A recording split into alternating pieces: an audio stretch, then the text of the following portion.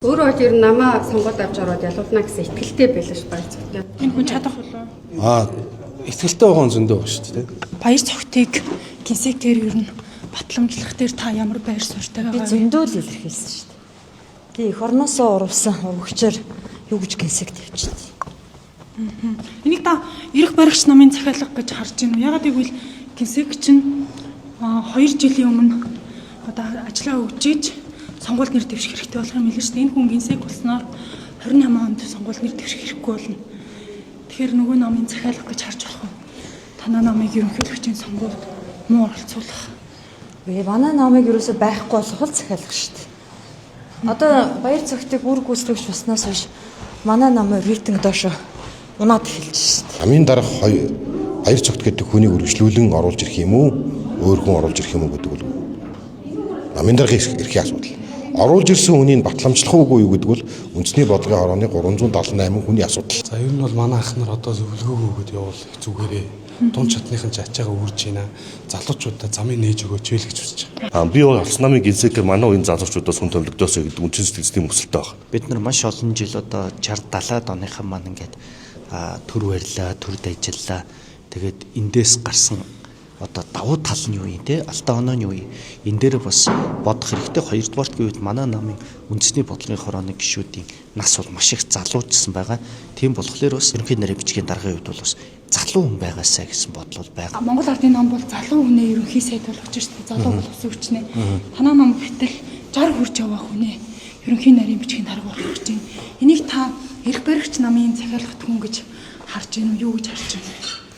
Ер нь бол насаар нь бол хүнийг тэгж ярих нь заавал залуу хүн гэхээр сайн биш, хөвгшүүн гэхээр бас удаан гэсэн үг л биш байх л та.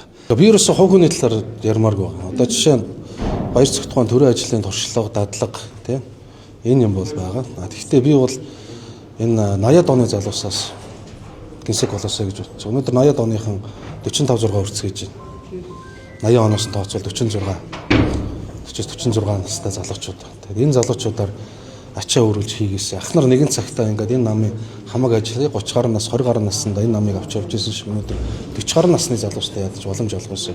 Бүр болж игэл 30-аад насны залуусаас боломж олгоосэй гэсэн ийм баталтай. Баяр цагт гэдэг хүн ерөнхий нарийн бичгийн дарга болчих юм бол 2028 оны сонгуульд энэ хүн оролцох боломжгүй болчихно. Танаа намын дүрмээр.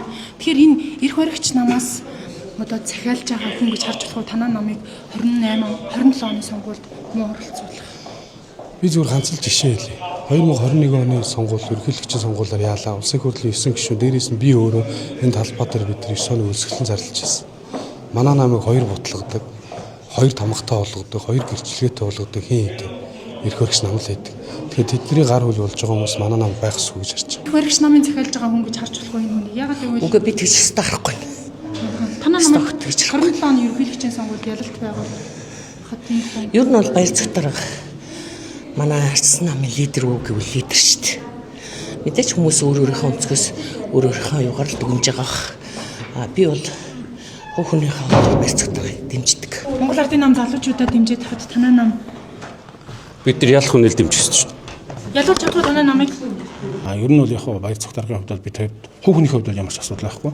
Би зүгээр яагаад залуучуудаас намынхаа ерөнхий нарийн бичгийг тавиасаа гэхээр манай арчсан нам чинь үндэсний хэмжээний 2 том нам хэлнийг дээрэс нь манай намд бол маш олон сайхан мэдлэг боловсралтай нэр цэвэр олон сайхан залуучууд байгаа. Намын галтоог аваа авчих хэмжээний.